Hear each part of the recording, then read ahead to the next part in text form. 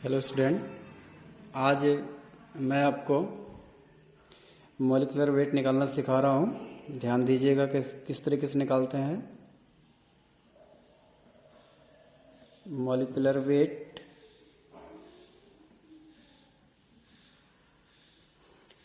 हिंदी में इसको बोला जाता है अणु भार। ठीक है, इसकी आपने परिभाषा पढ़ ली थी। तो अणु भार कैसे निकालते हैं किसी भी यौगिक का, उसको हमें देखना है। तो हम यहाँ पर कोई कंपाउंड लेते हैं, या हम ये भी कह सकते हैं कि जो मॉलिक्यूलर वेट होता है वो जो है किसके बराबर होता है, यौगिक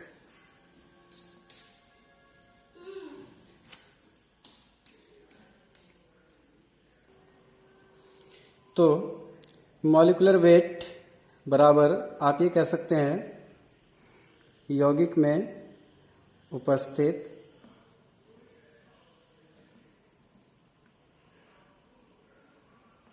सभी तत्वों के परमाणु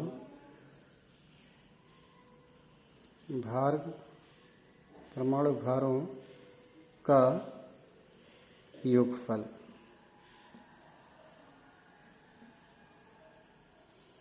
ठीक है, तो फॉर एग्जाम्पल देखिए, मैं यहाँ पर ले रहा हूँ कोई एक, हमने एसिड ले लिया, कोई एक यौगिक है। यहाँ पर ये एसिड लिया आपने है H2SO4। इसका आपको मॉलिक्यूलर वेट निकालना है। ठीक है, तो मॉलिक्यूलर वेट बेटा कैसे निकालोगे, देखो आप सबसे पहले ये देखिए कि H2SO4 में 3 एलिमेंट हैं, एक हाइड्रोजन है, एक सल्फर है और एक ऑक्सीजन है। तो सबसे पहले इन सभी का परमाणु भार लिखेंगे आप। ठीक है, या एटॉमिक वेट बोला जाता है इंग्लिश में। तो इसका जो एटॉमिक वेट होगा हाइड्रोजन का 1 होता है, सल्फर का एटॉमिक वेट 32 होता है, ऑक्सीजन का एटॉमिक वेट 16 होता है। ठीक है, अब इसके बाद हम आगे बढ़ते हैं। तो देखिए, हम यहाँ पर लिखेंगे molecular weight of H2SO4 this equal. अब यहाँ देखिए हाइड्रोजन के कितने एटम है आपके, 2 हैं। तो आप यहाँ लिखोगे 2 into atomic weight of hydrogen plus sulphur का 1 एटम है, तो 1 into atomic weight of sulphur, और प्लस ऑक्सीजन के 4 मॉलिक्यूल्स हैं, 4 एटम है, तो 4 इंटू एटॉमिक वेट ऑफ आपका हो जाएगा क्या, ऑक्सीजन। ठीक है, अब इसके बाद देखो 2 into atomic weight of hydrogen. Hydrogen का कितना था, 1 था, तो आपने 1 लिख दिया। 1 into atomic weight of sulphur, sulphur means 32 हो गया, और 4 into atomic weight of oxygen है, ऑक्सीजन का कितना है, 16 है, तो 16, 2 1 जा 2 हो गया, 1 इंटू 32 मीन्स 32, फिर 64 हो गया आपका, तो 4 2 6 2 8, 6 और 3 9, तो 98 इसका क्या आ गया, आपका मॉलिक्यूलर वेट आ गया। तो इसके बाद आपने देख लिया इसको कि एटॉमिक मॉलिक्यूलर वेट आप किस तरीके से निकालते हैं। अब हम बढ़ते हैं आगे तो आगे हम चलते हैं इक्विवेलेंट वेट निकालना।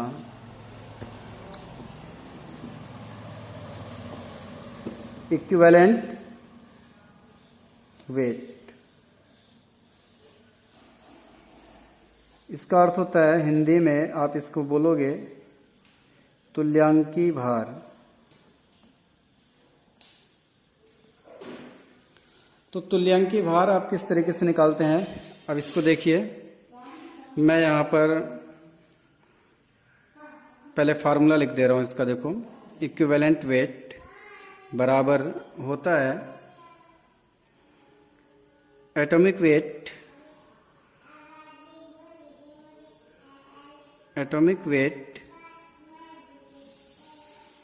और मॉलिक्यूलर वेट।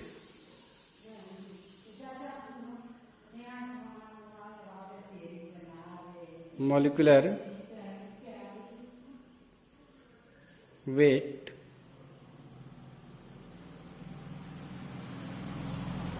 और इसके डिवाइड बाई n, ठीक है। यहां पर जो n है आपका वो क्या है, देखो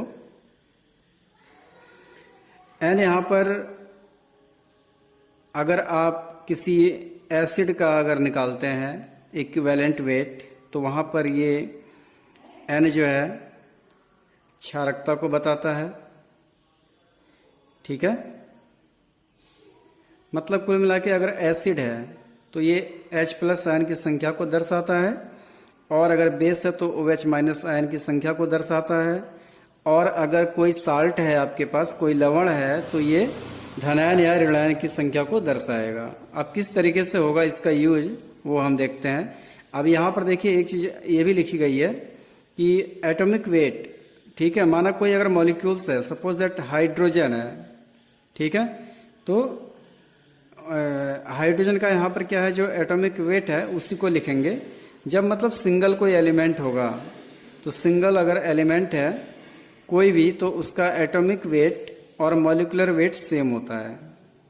माना आपने क्लोरीन का ले लिया अगर, ठीक है, फॉर एग्जांपल मैंने अगर क्लोरीन किया है, यहाँ पर लिखा मैंने क्लोरीन का मॉलिक्यूलर वेट निकालो, तो आप जानते हो कि क्लोरीन का जो एटॉमिक वेट है वो कितना है, 35.5 है, ठीक है। तो यहाँ पर तो ये इस केस में इसका जो मॉलिक्यूलर वेट है वो भी वही रहेगा, लेकिन जब क्लोरीन गैस की बात करेंगे तो 35.5 में 2 से मल्टीप्लाई करेंगे, ठीक है।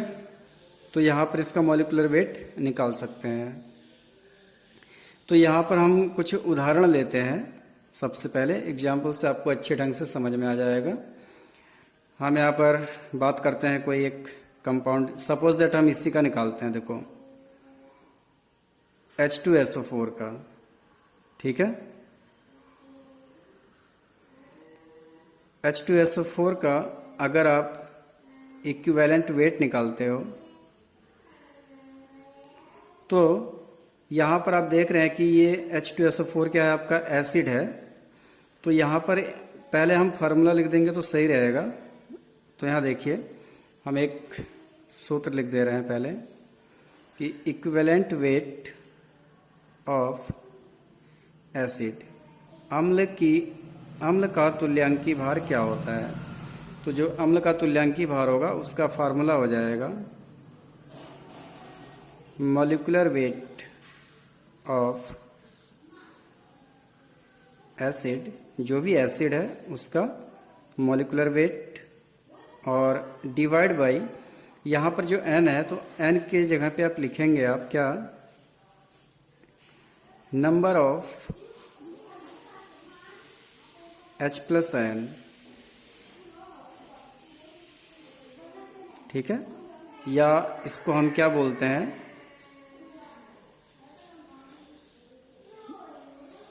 बेसिसिटी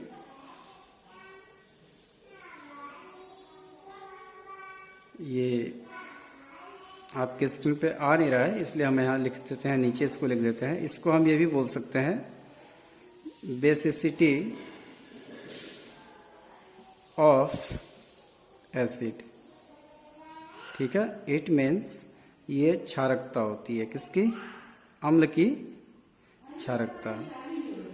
तो अम्ल की जो क्षारकता होती है वो H+ आयन की संख्या के बराबर होती है। जो H+ आयन होते हैं जितने, वही उसका क्या है? क्षारकता होता है। ठीक है।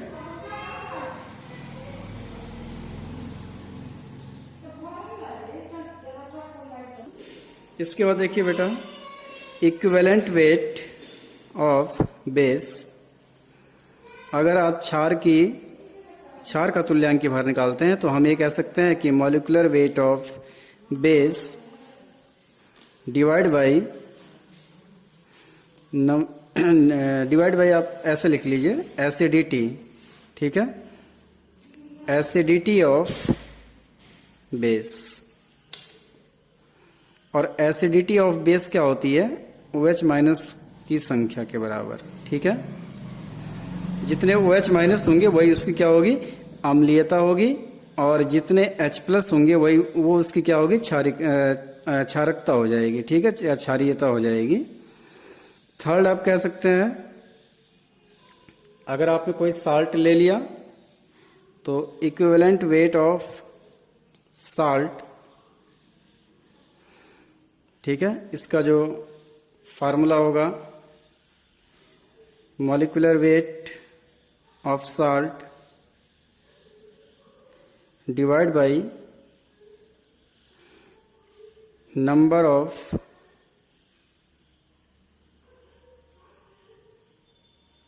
एनायन और कैटायन। ठीक है, मतलब धनायन या ऋणायनों की कुल संख्या। धनायन या ऋणायन की कुल संख्या। तो ये तो इसके कुछ सूत्र हो गए। अब हम इनकी हेल्प से कुछ जो कंपाउंड्स हैं उनका इक्विवेलेंट वेट निकालते हैं। हाँ बेटा, अब हम जो है कुछ उदाहरण लेते हैं। जैसे फर्स्ट इज, आपने ले लिया H2SO4। ठीक है, तो सबसे पहले आप H2SO4 को जब आप तोड़ेंगे तो ये जो है ट्वाइस H+ बनाएगा और SO4 पे 2 नेगेटिव आयन देगा। ठीक है, तो हम यहाँ पर देख रहे हैं कि H+ आयन की संख्या कितनी है? 2 है। इसलिए यहाँ पर जो N आपका है वो तो 2 निकल गया। अब यहाँ पर आप क्या करोगे? मॉलिक्यूलर वेट निकाल लो। ठीक है, मॉलिक्यूलर वेट ऑफ H2SO4। ठीक है, तो H2SO4 का जो मॉलिक्यूलर वेट है अभी आपने निकाला था कितना? 98। Therefore equivalent weight of H2SO4 this equal molecular weight of H2SO4 divide by N। तो यहाँ पर मॉलिक्यूलर वेट ऑफ H2SO4 आपका 98 है और ये N के जगह पे आप यहाँ पर रखेंगे कितना?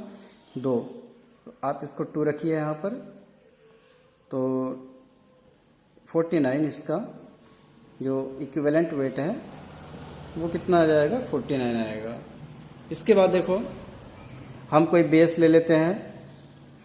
बेस हमने ले लिया CaOH का होल ट्वाइस। ठीक है, तो यहाँ पर सबसे पहले तो इसका निकाल लो क्या। अगर आप आयंस के रूप में आप इसको लिखते हैं तो ये Ca पे 2+ आएगा प्लस OH पे 1- के रूप में टूटेगा। बैलेंस कर देंगे इसको आप, तो ये 2 आगे से लिख देंगे इसको। तो यहाँ पर जो विस्थापनीय OH- की संख्या है वो 2 दिख रही है आपको, तो यहाँ पर N के जगह पे तो 2 हो जाएगा। अब मॉलिक्यूलर वेट ऑफ CaOH का होल ट्वाइस दिस इक्वल, आप यहाँ बोल सकते हैं क्या?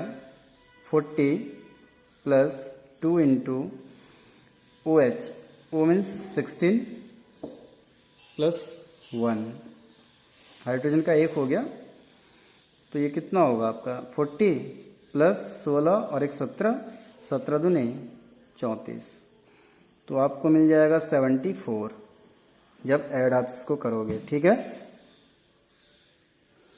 अब देखो आप यहां से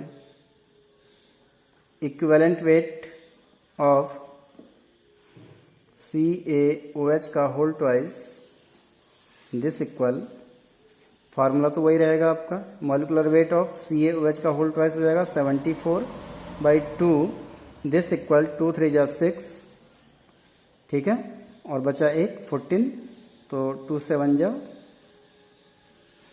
14, 37 इसका क्या आएगा, इक्विवेलेंट वेट आएगा।